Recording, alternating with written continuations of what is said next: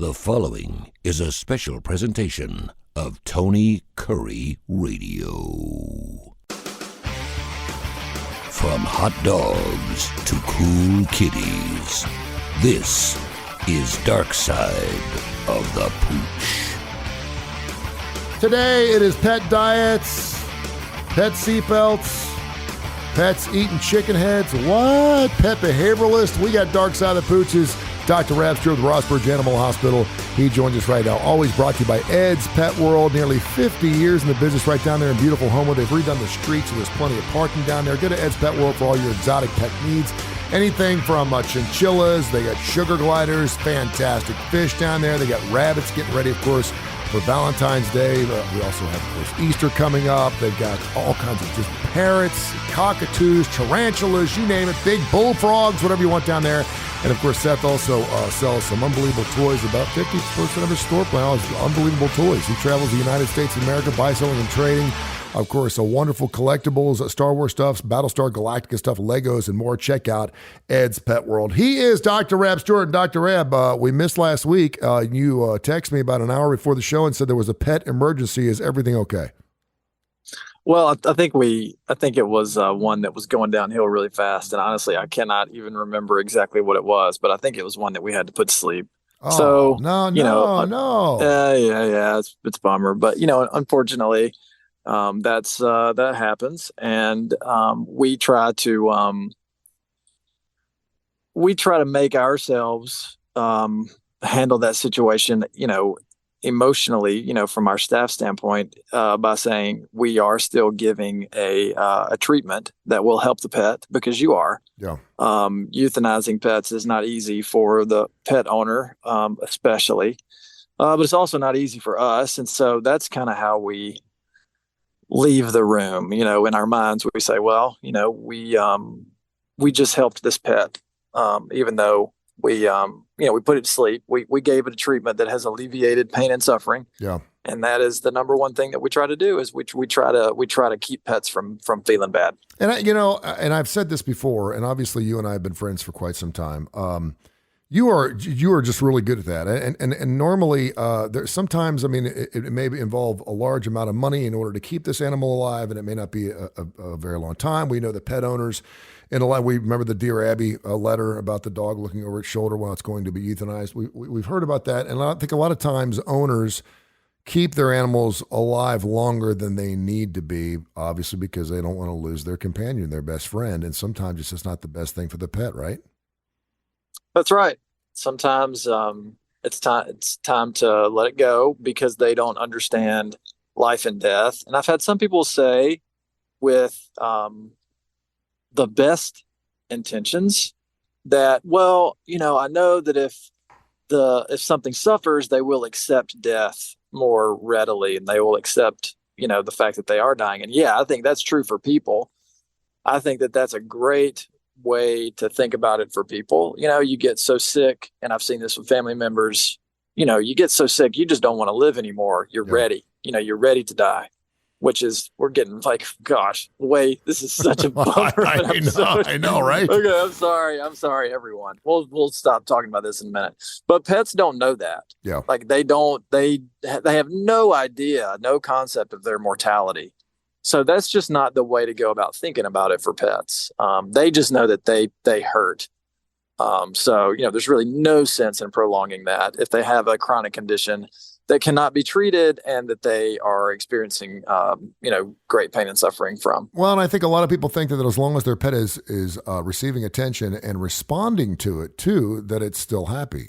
Just because a dog still wags his tail doesn't mean it doesn't want to go. Or it's not time. And you've always been really, really good, because I've actually had 3 different dog deaths. I have had all 3 of them at your place at Rossburg Animal Hospital. By the way, Rossburg Vet on Twitter, the Rossburg Animal Hospital right there on Facebook, 2080301. And I've asked you, what would you do here? What's the best course? And one of them was a puppy that had parvo. And we had just gotten the dog. We just fallen in love with it. It was very lethargic. And you were like, listen, Tone, it's going to be a tough road to hoe. It's going to be really expensive, and I think it's best if you let it go. And we did. And it was very difficult for the kids, but we did what we had to do. And The good thing is there's always more dogs out there, and so we get more of them, and we're good to go. He is Dr. Rab Stewart, Rossburg Animal Hospital. This is Darkside the Pooch, brought to you by Ed's Pet World. Got a very interesting story that I sent you this morning. There is a representative in New Hampshire. This is really interesting because New Hampshire is the only state in the United States where you don't have to wear a seatbelt. But a representative yesterday is trying to push a new bill that says that it's illegal for you to have your animal on your person while you're driving. So let's clarify. You don't have to be wearing a seatbelt, but you're not allowed to drive with an animal on your pet or on your lap. And a lot of people are like, are they using their pets for seatbelts? Are they using them as airbags? No. There's a lot of people, obviously, that like to drive with their pets. I will be the first one to admit that I've almost had a horrible crash because one of my dogs was sitting on my lap and I was not paying attention. What is Dr. Rab's take on this? I appreciate the fact that they're trying to keep people safe. So I'm not gonna go against putting pets in seat belts or whatever they recommend. I mean, personally, I think that it if it's me, I've never bought a seatbelt for my own dog, but there are people that do. People come into our office and they have the harness that buckles into the seatbelt. It's still on the dog. Yeah. Obviously I have no problem with that. And I do think that it's best for the pets to not be in the laps of the drivers, more so for the driver's safety and the other people that are on the road with the driver, because you never know what that pet's going to do. Mm-hmm. Maybe it jumps up and it scratches you, especially if it's a cat. Something happens and then you start swerving and then you're running head on into somebody or something, or what I'm saying? Yeah. So, I think it's great. I think it's a little bit strange that this is coming from a state where you personally don't have to wear a seatbelt. So it's kind of like, well, do you really care about people's safety? I don't really get it. So I would say a little bit hypocritical coming from New Hampshire, but something good nonetheless. It's kind of like and a lot of people are chiming in saying, well, what if my dog's about ready to die? And I'm like, stop already. I mean, we know what's going on. There are some people, I've seen dogs sleeping in the backs of dashes. I've seen them on the front dash. I've seen small animals in the back dash. The one that's kind of scary too is when you see the big dog at the back of a pickup truck going down the interstate. It's hilarious. It's fun to watch, and they got their feet up on the side of it. But it's like, dude. But the thing is to realize that if your dog ends up causing you to crash, you're probably going to kill your dog too. So maybe they do it for the both of you, right? Yeah. I think it's a fine thing. I think it's a fine thing to do. I think that, it's kind of like we talked a little bit. You sent me this article this morning, and I was like, you know what, I feel like that sometimes like people that govern are just looking for things to like invent and create. So it's just job security for them. It's like, we got to continue to make up these rules so people will continue to need us. So I don't know. info@TonyCurryRadio.net, info@TonyCurryRadio.net. We get tons of emails every week. We read them all right here on Darkside the Pooch. He's Dr. Rab Stewart from the Rossburg Animal Hospital. Their number is 205-208-0301 at Rossburg Vet and Rossburg Animal Hospital on Facebook. Stacy in Duberville, I'm not even sure where Duberville is. She wants to know. Sounds like a fun place. It does sound like a fun place. She wants to know more about pet behavioralists. Now, I had a friend of mine who had a dog, an Australian Shepherd, and he had it for about 6 weeks, and it was just too much, and he had to get rid of it, and he was unfortunate, but he was going to hire a pet behavioralist. It was going to be really, really expensive. What do pet behavioralists do? They are veterinarians, first of all. Mm-hmm. So it's not a layman, or it's not someone that just had some training. They went to a course, or, they had, a mentor or something. Like, there's a lot of great dog trainers out there, and we have a great one that we recommend that's been doing it for a long time. And he's taken a lot of courses from really good trainers, and he's had some certificates to go through some classes, and he's awesome, and he will train my next dog.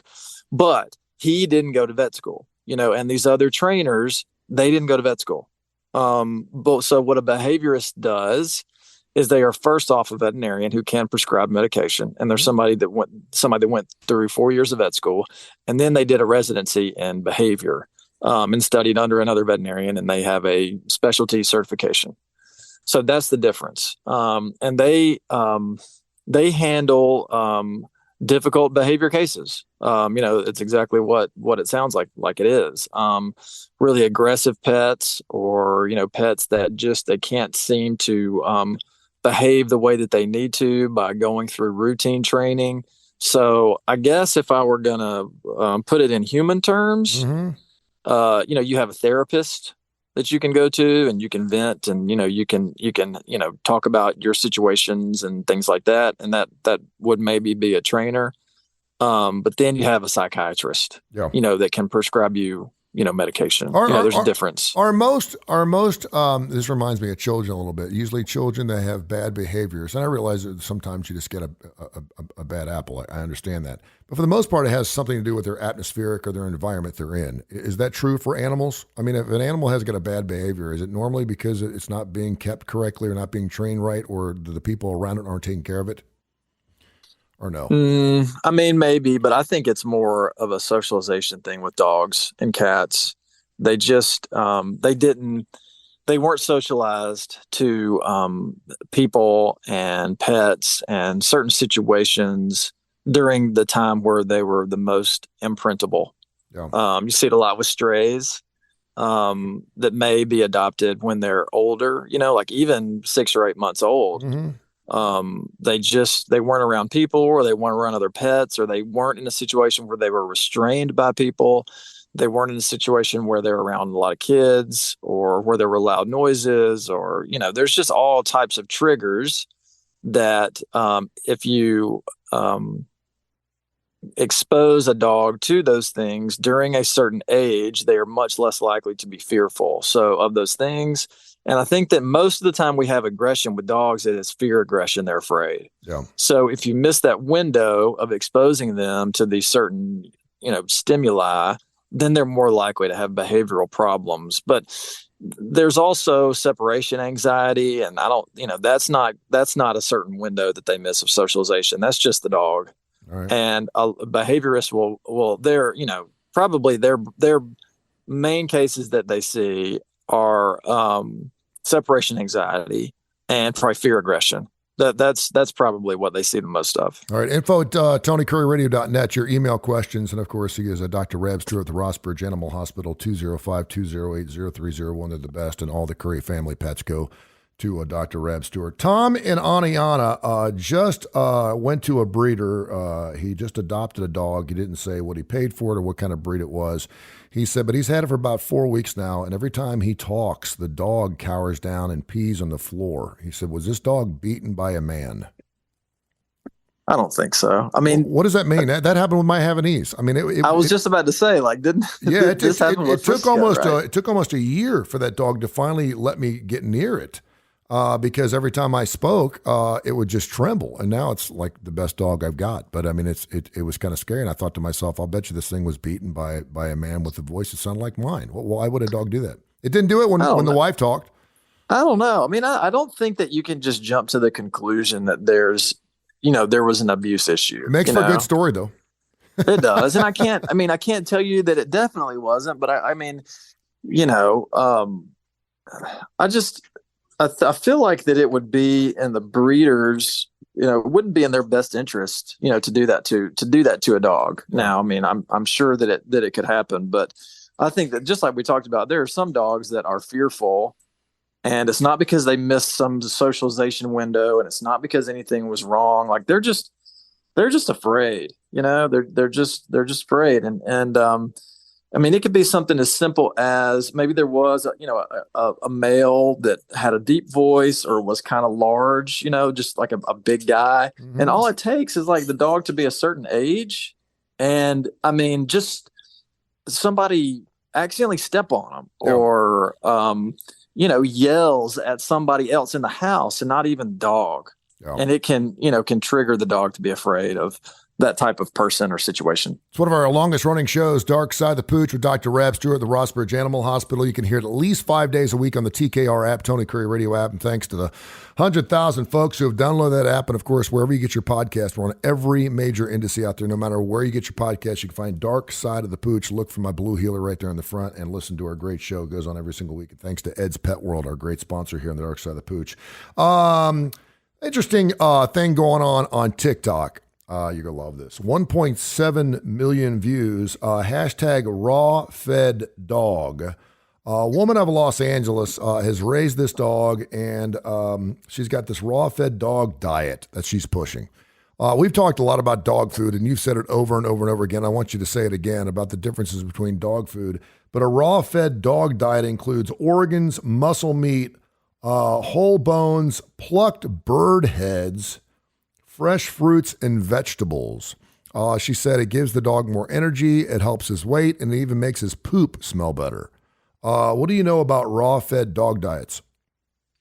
Well, the main thing that I can tell you about diets is if you're not, consulting the book on canine nutrition, you're going to miss out on vital amino acids that your dogs need. Yeah. Vitamins, minerals, and things like that. And the number one thing that you're not going to get from most human foods is taurine. And it's important for dogs. It's even more important in cats. And if you are, putting a bunch of stuff in a blender, or you're chopping a bunch of stuff up, putting it through a meat grinder, or whatever you're doing, if you are not consulting a reputable canine or feline nutrition book and really getting granular with that, then you're not you're not feeding your dog a good diet. All right, I have to ask you, why plucked bird heads? What does that have to do with anything? I couldn't believe that was in there. What nutritional value is in a plucked bird head? I have no idea. Okay. I've zero clue. And is there a supplement for taurine? Is there a taurine tablet that a dog can take? Oh yeah. Okay. Yeah, for sure. Yeah, for sure. So if you wanted to make your own diet, you could do it. You can do it. There's no question. But when we were raising our kids when they were very tiny babies, we made our own baby food, and by we I mean my wife, who is the best wife and mommy in the whole world, because she does things like this. And she would like steam all these vegetables and stuff. And like, we had this little machine and we mashed it all together. And that was such a pain. That was such a pain. And then you had to clean it all up. And like, I was like, can't we just freaking go buy some Gerbers or what? Like, why? And she said, no, it's better for the kid. And so if I thought that was a pain in the butt, like, I'm sorry, I'm picking up the phone and I'm calling Purina and I'm saying, hey, send me back dog food. No, but if you want to make your dog or cat's food, you can, but you just have to be sure that you're doing it the right way, and you cannot just feed them what we eat and think it's going to be fine, because it's not. And by the way, she is running her bill about $350 a month for one dog, feeding it this food. So think about that. The other thing is 78% of Gen Zers who have animals, and obviously those are younger people, are going to this diet. And the only thing I can think of between you and I, because we're both pushing 50 or in our 50s, that Gen Zers are looking for we're going to get psychological here. They're looking for some type of engagement or some type of connection with something that is alive that's not human. And they think that by feeding an animal a really expensive diet, that it's going to live to be 30 years old, and it's not. And you've said this a million times. If you give a dog this raw-fed dog diet and then a Purina diet, they're probably going to live exactly the same amount of time, and they're probably going to be just as healthy as long as one doesn't get fat of the other, right? Yeah. The most important thing that you can do for your pets out there is to keep them at an optimal body condition. Like, if you will keep your pet from being too fat, then it will live considerably longer, barring any congenital issue or, something that there's nothing you can do to fix. You know what I'm saying? Like, if you take the average dog that lives the average number of years and, maybe is going to die from, kidneys that stop working, basically because it lived too long. Okay. Mm-hmm. Like, if you take that dog and you have a dog that is, 25% overweight, 30% overweight, it's going to die sooner than a dog with optimal body condition every time. Yeah. Can you stomach staple a dog? Oh yeah. You mean like, you like a lap band? Well, yeah. Do people do that? Gosh, I don't know. I mean, surely not. I've never I've never heard anybody. I'm telling you, man, we are going overboard. I mean, you know how much I love my dogs. We are going overboard on. There's a new pet spa down. Where did I see it? It's in town, and it's like $1,000 a month, man. I mean, it's a puppy spa. They have waterfalls and they get back massages, the whole 9 yards. And I'm like, we are losing our brains over our pets right now. It's crazy. It's incredible. So why not staple the stomach and be done with it, right? Yeah, let's keep them from let's keep them from eating. That's oh goodness gracious. I mean, the thing that can keep us from doing that is just don't give your dogs a mountain of dog food every day. There you go. That's a good idea. And listen, I learned this from you because I had dogs that peed in the house. You're like, oh, do you leave water down all day? And I'm like, yeah. And you're like, why? And I'm like, well, I want them to stay hydrated. And you're like, they'll drink when they're thirsty. And so, I mean, I feed them. I give them 30 minutes to eat in the morning. And if they don't eat, it goes up. And sometimes they don't eat, and they're super hungry for dinner time. But, I mean, if they don't eat, they don't eat. And, I mean, they're not going to die by not being fed for one particular meal. So, Darkside the Pooch, you can hear it on TKR at least 5 times a week.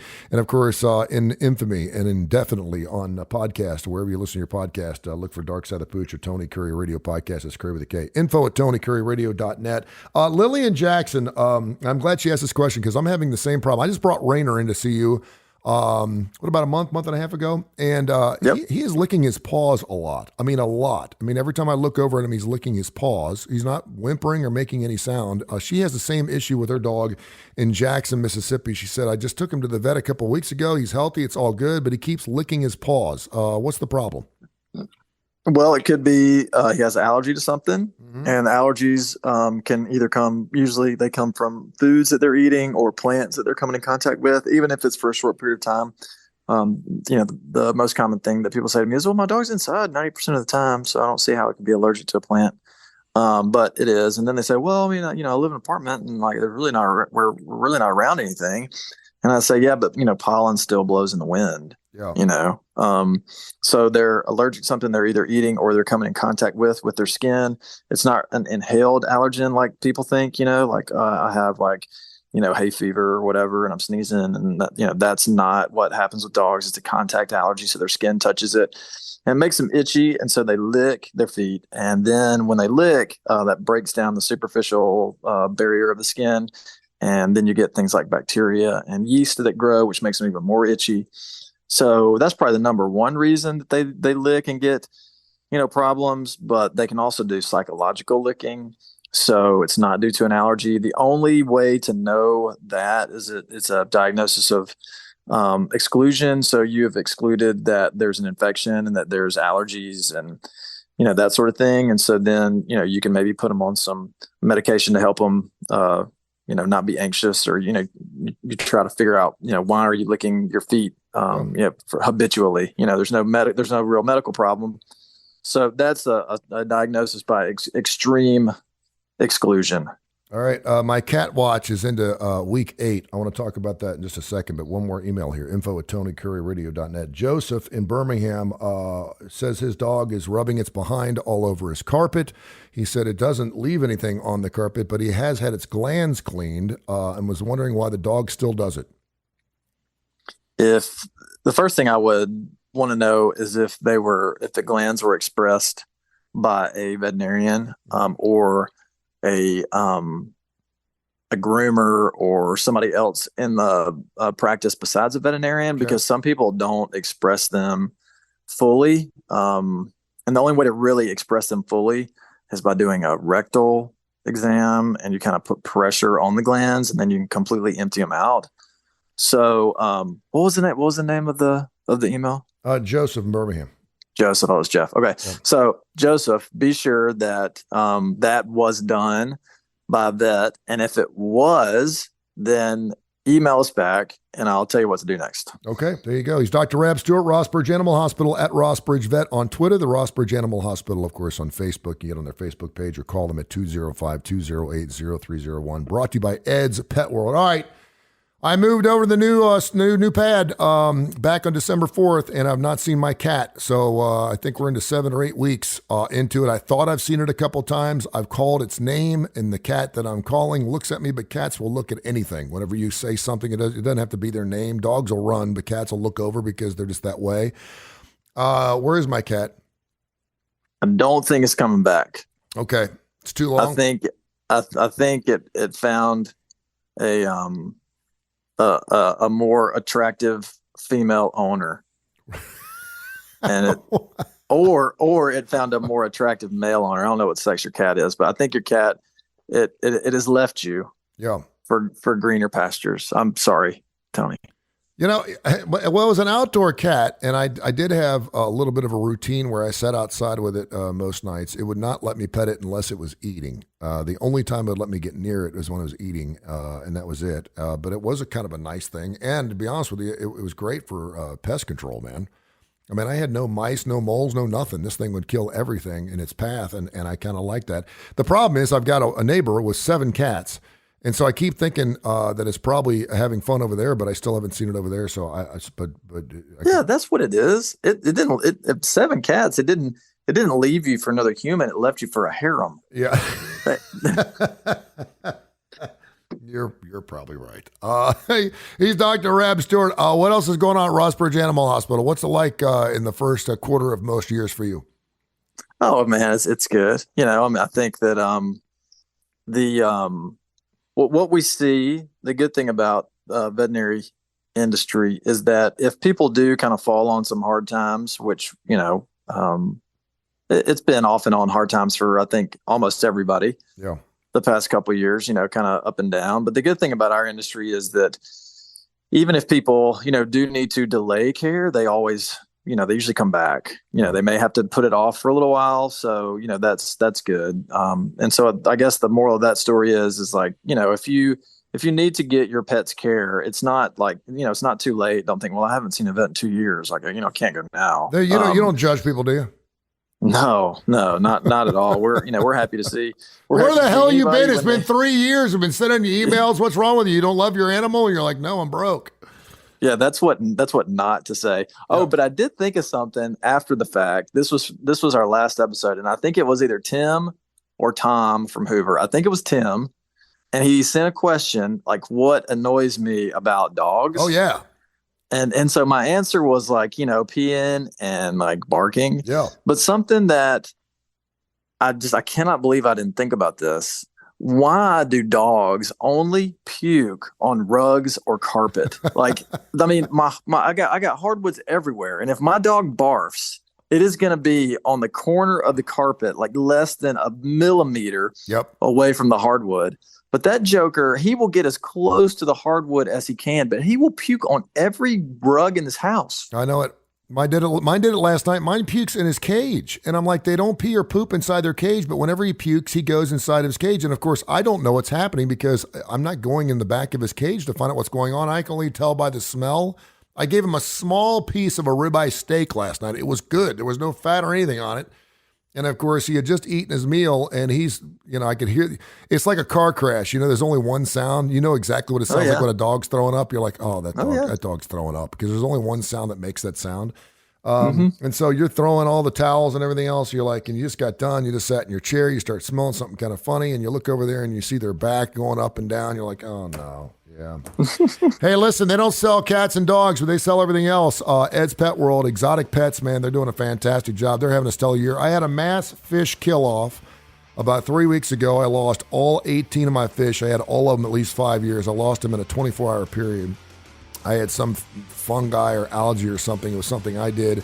But we got it cleaned up, got the cloudy stuff out. Now I'm ready to go and restock with fish. I'm going to go to Ed's Pet World. They got every type of fish down there. They have these jack shaft fish down there. They're like snake fish. They're really cool. They got ferrets, chinchillas, tarantulas. They got a bullfrog that's the size of Dr. Rab's head. They had all kinds of great stuff down there. Bunny rabbits, get ready for Easter. Check out Ed's Pet World down there in beautiful Homewood. Of course, also check out Seth's Toy Closet. He's got toys from all over the world, still in the box, collectibles and more. He does buy, sell, and trade, so check him out. Dr. Rab, always a fantastic show. I appreciate you, and I'll catch up with you next week. Flew by. See you next time. This has been a special presentation of Tony Curry Radio.